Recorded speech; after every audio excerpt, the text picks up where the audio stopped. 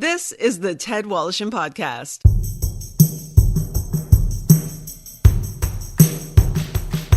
Brought to you by Tom's Place. For the finest in men's clothing at unbeatable prices, it's Tom's Place at 190 Baldwin in the heart of Kensington Market. Tom's Place will suit you. And Halenda's, the meat people. Enjoy their award-winning products at selected Metro, Sobeys, Fortinos, and Foodland locations. Halenda's, the way sausage should taste. And now, here's Ted. My next guest emigrated to Canada from his native Lebanon in 1996 and has become a highly regarded community leader and philanthropist. He is the founder of Paramount Fine Foods, an international restaurant chain which boasts 76 franchises worldwide.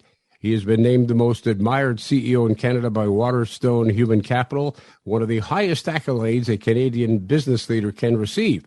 In 2018, he was named the United Nations High Commissioner for Refugees Ambassador, in addition to receiving an honorary doctorate from Ryerson University.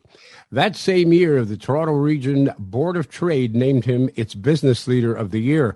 Most recently, he was inducted into the Mississauga Walk of Fame Legends Row and named CEO of the Year by the Ontario Chamber of Commerce. Welcome, Mohamad Fakih. How are you, my friend? I'm very good, Ted. It was good enough to see my dear friend because I love you and I've been very proud to have met you a long time ago, and you've been in support of Paramount and everything I've done. So thank you, Ted, for everything you do for all of us. It is my pleasure, and congratulations to you on your most recent awards. Yeah, I guess I'm no longer a legend on my own mind only. That's Someone right. confirms it now. That's right. Let's go back here for a bit. You grew up in Lebanon during a civil war, which must have been had a profound effect on you. Paint me a picture, and what was that like, that type period of life? It was very difficult because, I've been a refugee in my life. I've been an immigrant. My parents used to pick up and leave in the middle of the night to new towns in Lebanon, other cities that they were safer for us. So it was very difficult. I've lived in bunkers. I've known what being hungry means, what it means to not have supplies enough. I've seen people dying in front of my eyes.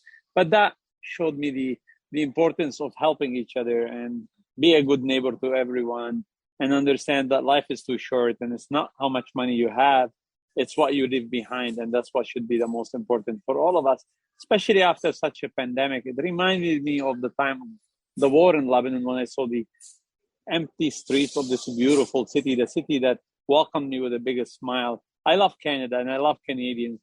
And, it made me feel, it gave me that confirmation that, one is very important to be there for the city that really welcomed you when it's needed. But the immigrant experience of looking around, and for the first 3 days, everyone was scared. But I turned around and I said, but there is no bombs like it used to be in Lebanon. I could be helpful, and that expertise should come to play now for all of us, where people that have been in difficult situation could be helped, could use that experience now and show that the pandemic is much less than a civil war, and be out there and help others in need during that crisis. And during that period of time, you learned a valuable lesson from your parents. So your mother insisted that whenever you went shopping, you bought two of everything, 2 loaves of bread, 2 of everything, because one was to feed your family and one was to feed families that were misplaced during the course of the Civil War.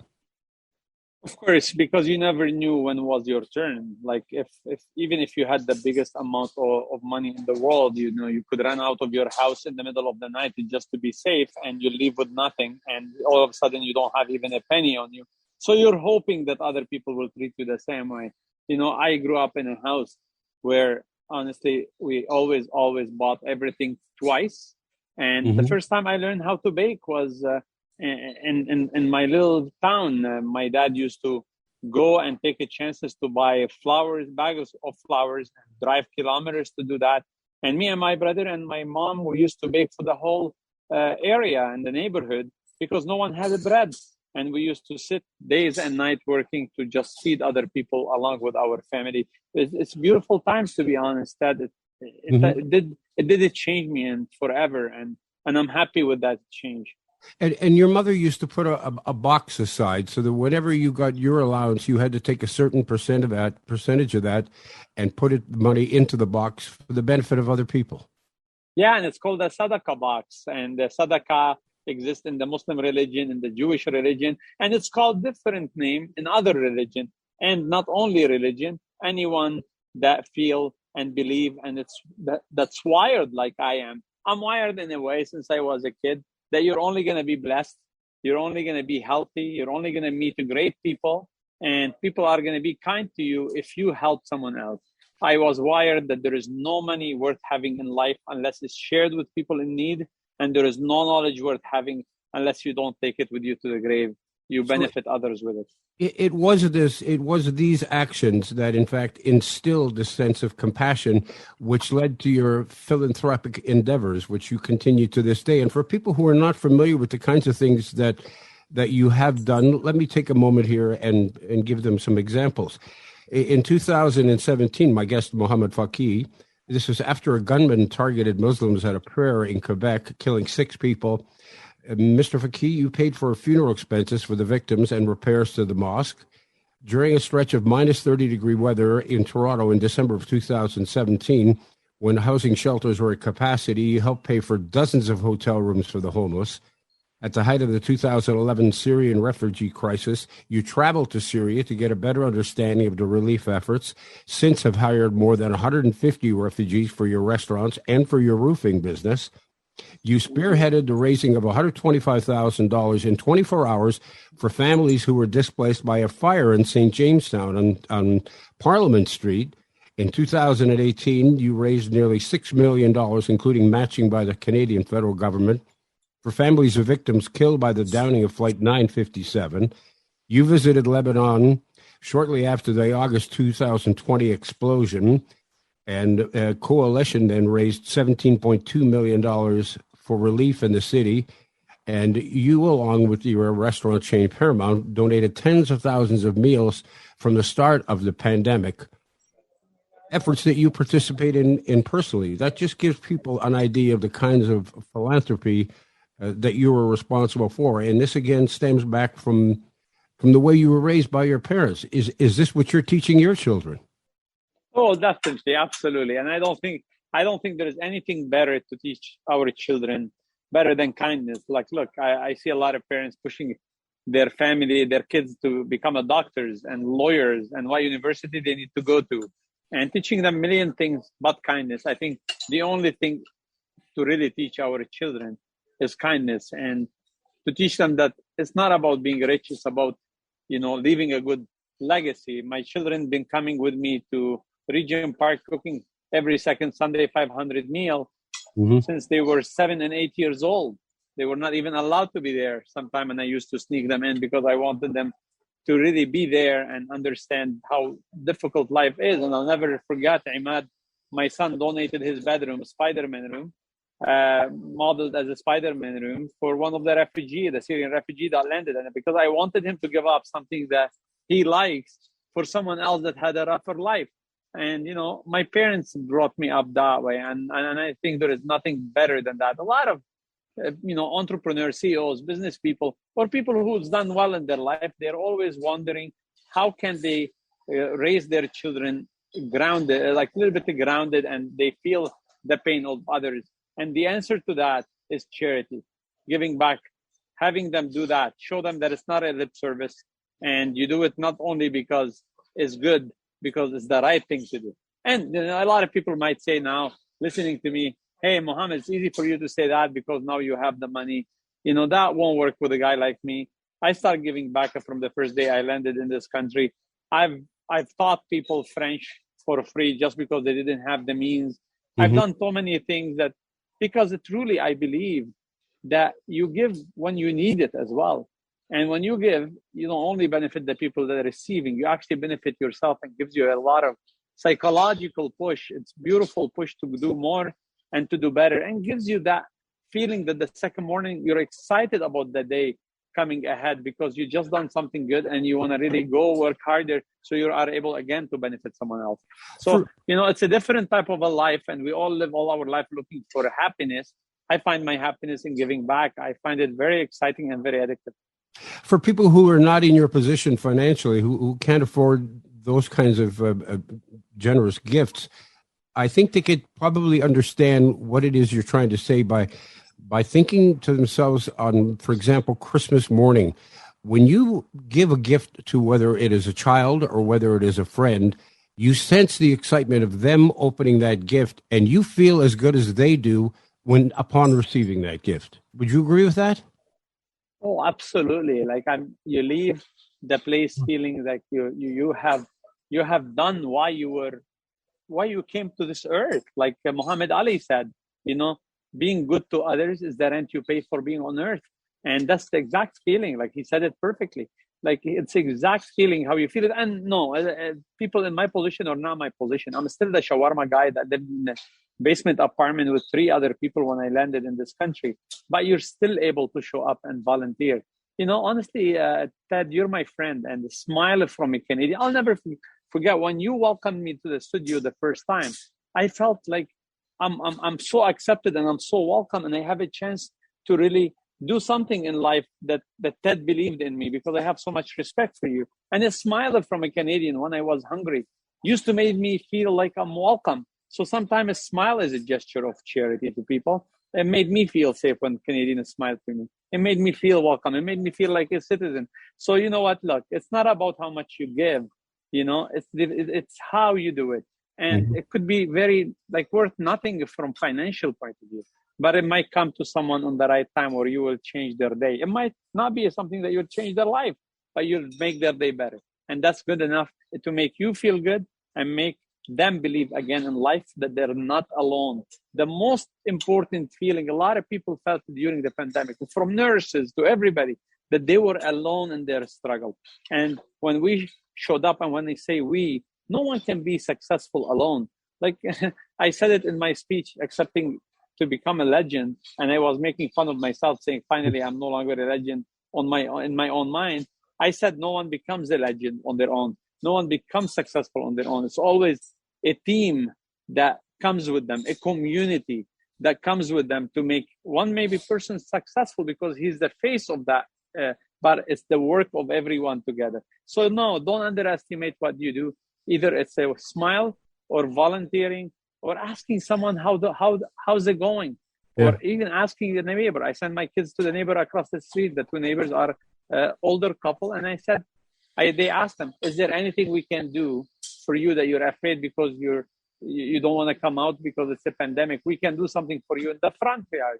And the lady came out and she gave my son a hug, and she said, you made my day. You know what? That's all what it takes sometimes. So it doesn't need money and a lot of millions. A lot of people has a lot of money, but they don't use it for anything, and they don't try to make someone else's life is better.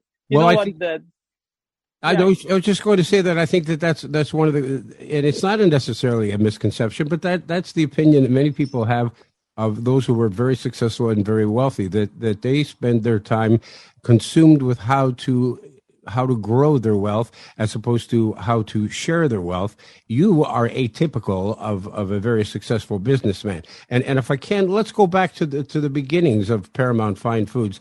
You came here and you bought a shawarma restaurant, which was on the verge of bankruptcy. And really, the person who was selling it had to convince you to buy this. I started by wanting to help him and help the families of the staff. And then he said to me that he doesn't want to stay. He wants to go to Dubai. So I took a leap of faith, counting on the staff and counting on knowing and understanding what's a job means to an immigrant or a refugee. A job means everything. When I was in Syria, at the border of Syria, when I went to Mexico and I met the refugee at the border between Mexico and the US, and all the study shows that a job means everything to a refugee and to an immigrant. They don't need a handout. They need a hand up. And for me, I wanted to give them that hand up to those staff at Paramount. I didn't know how to fry an egg, Ted. You know that. And I jumped in the middle. I counted on a great team. And today I'm so proud to say Paramount employs 2,400 employees around the world. Oh. We have our name on a big arena in the same city where I landed with $1,200 in my pocket. But most importantly, I'm so proud to be known as someone who does good than someone who has a lot of money or someone who is rich or someone. Yes, we need to celebrate people for different reasons. I think especially after the pandemic, we need to demand kinder capitalism. We need to stop thinking about the shareholder being happy, because we know that the shareholder will be happier when we look after our employees and our community. Then those employees will stay at that job, and the community will support that business. And eventually the shareholder will be happy. But we can't put shareholders first anymore. To every CEO out there, I hope that we understand we have a mission in Canada. Canada could become the leader in the world for kinder capitalism, a capitalism where we put our staff first and our communities first, and the profit will come. Ted Woloshyn returns in a moment. Okay, here we go down to visit our friend Tom Mahalik at Tom's Place, 190 Baldwin in the heart of Kensington Market in Toronto. Tom, of course, has the best selection of suits in the city of Toronto. But now that the winter is upon us, Tom, you need to put something on top of that beautiful suit when you go outside, and you've got some great coats. We have some great coats that are 50 off. I just like to tell you guys a little story. I was going to switch the car at night, but then I changed my mind. I leave early in the morning, and I said to my wife, "Don't worry, darling, I will move the cars." Well, I went and I moved the cars. Took me about an hour. I had my sport jacket on, my beautiful sweater, and my scarf. But it wasn't enough. I was freezing. So in between trying to move the cars, I said, I got to go back to the house and grab one of those coats, one of those fabulous Tom's Place coats that are 50% off. Huge selection of coats that are 50% off, and they're only $249. I grabbed one of those coats. I put it on. I went back to the car. I didn't know how to reverse it. It took me another half an hour. But it was fine because I had my coat, I had my sweater, I had my scarf, I had my beautiful sport jacket, and a warm pair of pants. So it didn't bother me. So my wife asked me in the morning, "Tom, what took you so long?" Well, I said, I didn't know how to reverse it. I'll never do it again. I will listen to my wife, and I will switch while she's still there. Tom's Place. Drop by. Coats, suits, jackets, sweaters, everything you need for the cold weather. 190 Baldwin in the heart of Kensington Market. Hey, let me take a moment to tell you about my friends at Helenda's. They are the meat people. You know, I've been a fan of their products for years now, and without a doubt, they make some of the best sausage in Ontario. They are multiple award winners, having captured the Ontario's finest meat competition's coveted Award of Excellence on 3 occasions, in addition to dozens of individual product awards. Helenda's has also received the Grand Champion ribbon at the past 2 Royal Winter Fair's ready-to-eat meat snack competitions.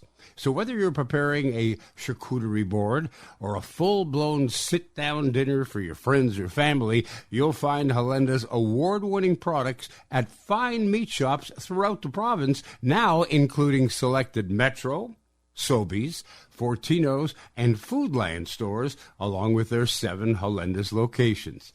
Their barbecued kielbasa is my favorite. On a fresh bun with horseradish, it is out of this world. But don't just take my word for it. Judge for yourself. On your barbecue, in your kitchen, or straight from the refrigerator. Helenda's, the way sausage should taste. Now back to Ted and his guest. I'm speaking with Mohamad Fakih. He is the CEO and founder of Paramount Fine Foods.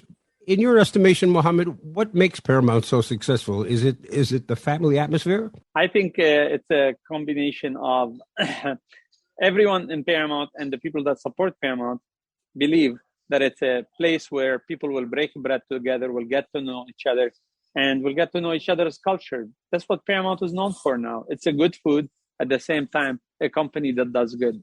And I think that's the new version of a new companies that they're going to be successful in the eyes of everyone, especially the younger generation are demanding it from people to do that. We have a beautiful food at Paramount, amazing food, but most importantly, is made with so much love. A company that grew by doing good in the community and being very appreciative to every single customer, and even the one that they are not buying it from Paramount. We're so appreciative to them because they accepted us as people that came from different backgrounds. Paramount staff looks like the street of Canada. We have everyone working for us. From my second person on command, her name is Carolyn White, to people came from Africa, people came from Bosnia. Paramount looks like the street. Our staff are so diverse and inclusive, and hopefully Canada will get there soon enough where people from different backgrounds, people that have names like mine, will be at the highest level in corporate ladders, political ladders, and all ladders. We're only going to be sensitive to everyone when we are represented, and we have everyone represented at all levels. When Mohamad Fakih is not running Paramount Fine Foods, or working on his philanthropic projects, what does he do? What do you do for relaxation? You have hobbies? I actually relax by doing good and by cooking in the morning of Sundays. I do have hobbies. I lose every time. That's one of my hobbies, is losing against my two tall sons in basketball, right? So that's one of my hobbies. Yeah. And honestly, I swim, I ski. I'm from Lebanon. We ski in Lebanon too. A lot of people think Lebanon is desert. Lebanon is not desert, as you know. And I ride motorcycle. I have 3 motorcycles, and I ride motorcycles. And people don't know this is the same guy that sometimes wearing a suit, the other time wearing an apron, and he's in a helmet, and he rides motorcycle where no cell phone can ring, and the whole stress flies away with the air and the wind in it. But I'm a good rider. I'll go slowly. I'll just enjoy the ride. I enjoy my life by cooking and seeing the happiness of other people in their eyes. Ted, I've been hungry some nights in this country. I was hungry for 2 to 3 nights where I couldn't afford a dinner. And it makes me very happy to try to be there for the people when they feel alone. I felt alone so many nights, Ted. And people look at me today and say, good for him. Yeah, it is good for me because I've been everywhere and I've been the same guy, poor guy, and the same guy, hopefully now. And forever, I'll never forget where I came from. And I'm very proud to be that, poor person that came here, and Canadian has given me that opportunity. I owe all this to Canada and Canadians, and forever I'll be appreciative. Are there projects in the works now? You had mentioned to me that you have purchased a roofing company. Tell me about that. Well, I mean, there's a very good friend of mine that started his roofing company 26 years ago. 10 years ago, finally, he accepted me to become a partner. I love that business because, look, I built houses in the middle of my career before buying Paramount. And I like the construction industry, and I like meeting the people there. I like it changing perceptions. If you think of roofer today, anybody will think of roofer. Oh my God, I don't know about roofing companies and roofer. And this man wanted to change perception. My roofing company's name, Armor Shield Roofing. I even feel shy to say my roofing company because I'm not even the face, or I've done anything much with that company except being an advisor to Assad, he's the main owner. But we are moving it to Mississauga and to Oakville now. We're keeping our branches in Southwest Ontario. We're 5-star rated after 26 years. Mm-hmm. I mean, we're the most well-known in Southwest Ontario, and I'm looking forward to hire more people from Mississauga, Oakville, and Toronto to work in the roofing company. And I'm looking forward to hire some Afghan immigrant, which is I pledge hiring 100 Afghan immigrant between Paramount and the roofing company. That's quite amazing. And people wonder, well, how does he find the time to do all this? Part of it has to do with the fact that you begin your day at, 4:30 in the morning? I do. But mostly, look, you count on people, you hire people. My people are smarter than I am. I owe them my success. Ted, I'm glad it's a radio because I always say I have a face for a radio. So I'm not even a good face for the company. My team is better than me, smarter than me. I count on the smart people. I hire great people. All what I do, I'll put in them the culture of Paramount. And every company I own, it's one culture. Profit, making a profit is a destination, is not number one. Number one is people, purpose, planet to get to profit. The 4 Ps. And the profit is only a destination. And you can get there by cutting costs. I prefer to get there by looking after my team, looking after our community, and looking after the planet to get to that profit. And it's working, Ted. It's a business case that we need to look at it more and more. Kinder capitalism, where people will support you more. And to everyone out there, a lot of people tell me, but my company is profitable without all this, Mohamad. Why don't I become rich first and I'll give back after? Because simple. What if, God forbid, something happened to you and you died, right? Not you, that person, right? What would you leave behind? That you were that person that cutting a throat right, left, and center just to make a profit and not doing anything that people will remember you for? I don't think so. And I truly believe those people who's making $1 million a year or $100,000 a year could make 500 if they get the support of their staff and to the community. So it's not only the right thing to do, it's the profitable thing to do, but you do it because it's the right thing to do and the profit will come. And that's easier to do when things are going well. But as we all know, when the pandemic hit, one of the industries that got hit the hardest was the hospitality industry. Restaurants couldn't open; they had to pivot. Some managed to turn to serving people curbside service and delivery service, while others couldn't. How did Paramount Fine Foods get through the pandemic? Well, I mean, as you heard, we fed 140,000 people during the whole year and a half of pandemic. Our kitchens are here. Our staff are our family member. I mean, what kind of a company that as soon as the crisis hit, you send your staff home and you don't worry about their children? But during regular day, when you're striving, you call them family. As soon as the problem starts, you walk away from them and you say, sorry, we're going to have to save the company. Well, no. I always say to everyone, let the shareholder know that they need to put back 2 years of their profit, support their staff and their community in the time they need it. I'll tell you how we went through it. When the pandemic was announced, I announced something called Dare to Care. Can you dare to care in an industry that it's hit? Yes, we dropped the prices at Paramount.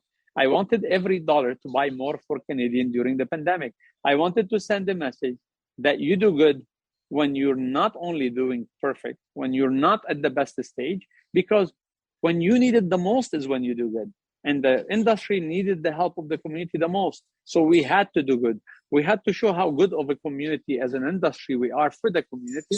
And the community stood with us, with the government, and asked for longer help from the government to the restaurant industry. So I disagree that, you do good to your neighbor only when you're doing perfect. No, you do good when you need it the most. And maybe not the same percentage. But so what? Our kitchens were open. So what's the big deal if we fed one more person or a second person? Mm-hmm. Some people have said to me, they said, Mohamad Fakih is the kind of person that we need to run the government. There's someone with business acumen, smart businessman, successful businessman, who has great compassion. Have you ever been approached to run for politics? Yes, a lot of people actually, and there is two parts of it. That sadly, some people think I do everything I do because I want to run for government, right? But it's simple answer to that. Just look at the people running for government. A lot of them has not done this and don't need to do that to run for government. I do it because I love doing it and it makes me happy. And honestly, I mean, happiness for me is not how much money and how many cars, because I've been poor and I was happy. So it's all about the state of how you want to run your life. I'm a very positive guy. I'm sometimes annoyingly positive to a lot of people. I work still until now, 17, 18 hours. Nothing hurt except my jaw. I'm smiling all day long. I think I'm very blessed. I came here with $1,200 in my pocket and there is nothing, that can possibly bring me to that. And if it did, I'll still celebrate it. I lived a great life where I was able to give to somebody else. I'm not interested in politics because when you run for politics, mostly, unfortunately, the way our systems are, that you start really worrying about yourself. You're campaigning the day you're elected. And I don't like that.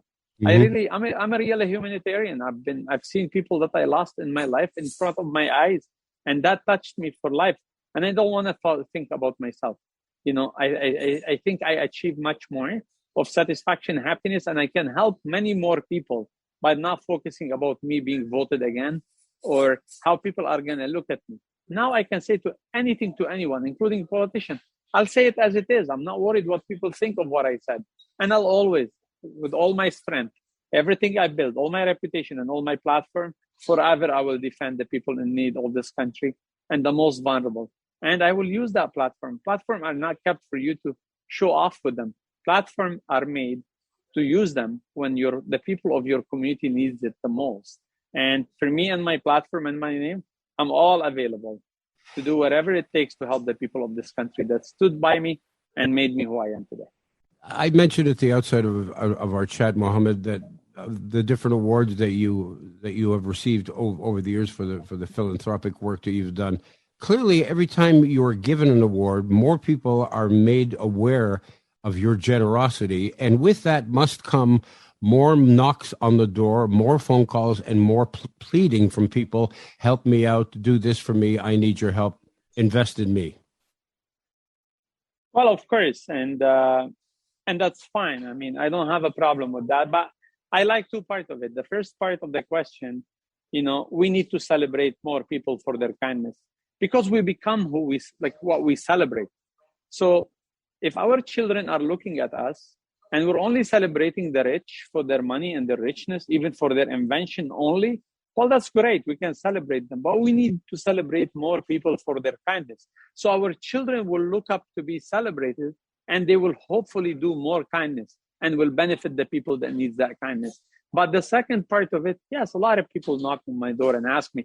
The problem is, it's not about how many charities there are out there. There is always need of us raising money and coming together to help the community. But for me, I got involved not only with a charity that has a lot of people who fund them. I like to really go pick up and help people that no one is even looking at them or helping them, or even not the most popular thing to help them. This is all about the way the leadership you learned it during your life. And for me, I'm not looking for the most popular thing. I'm looking to help people that really needs it. And I'm not shy to say no. I'll say no. And I'll say to people, a lot of people, I say to them, no, because you have raised that many $1 million so far. But on the other side of our country and our city, there are people in the street that they can't even make ends meet. Look, Ted, the last study in University of Toronto, 4.4 million Canadians can't have and guarantee the meal by the end of the day. They're below poverty line. It breaks my heart. It does break my heart, truly breaks my heart. And you know what? I think I want to continue that fight, and I want to continue to make sure that we end hunger. And that's true story. And if there's any politician that has time to listen to this, I hope they do. It's a political will. The only reason the hunger and the homelessness are not resolved in our city is because we simply has not taken that job seriously, and we haven't ended it. We can end it. We are able to end it. There is no one more generous than Canadian. Trust me, look at me. I came here, didn't have a winter jacket, right? Canadians are so beautiful, amazing, generous. So the only reason that we have 4.4 million hungry in our country is the lack of political will. And I think we should tie it to, if politicians need our vote, they need to feed the most vulnerable of us. And they need to feel what we're dealing with, the LTC and these sick days for workers. We deserve that. We're a great country. We're from the G7. We're the top 3 countries to live in. Let's just take that message across the world and say Canadian could lead the world of kindness, and we could make sure that we resolve these issues within Canada. Mohamad, you're a very inspirational individual, well deserving of all the awards and the accolades that you have received, and that you will, I'm sure, continue to receive in the future. And I'm honored to call you a friend, and I thank you for taking the time and spending it with me and chatting about the things that you do and the feelings that you have. I really appreciate it. No, Ted, thank you very much. I really appreciate your friendship. Since I was poor, you've been a great support to me. You, Hazel McCallion, a lot of Canadians that they have supported me, believed in me when I was no one. I'm still no one. I'm not very important. But all what I want to leave a sense of appreciation for everything what Canadians did to me. Honestly, Canada and Canadians deserve to be celebrated. Thank you so much. Thank you. Thank you so much, Ted. The Ted Wallacham podcast has been brought to you by Tom's Place. For the finest in men's clothing at unbeatable prices, it's Tom's Place at 190 Baldwin in the heart of Kensington Market. Tom's Place will suit you. And Helenda's, the meat people. Enjoy their award-winning products at selected Metro, Sobeys, Fortino's, and Foodland locations. Helenda's, the way sausage should taste. The Ted Wallacham podcast is produced by Joey Roselli. Technical production by Paul Gadd. Music by Bike Thieves. I'm Becky Coles. Submit your questions and comments to ted@twmedia.ca.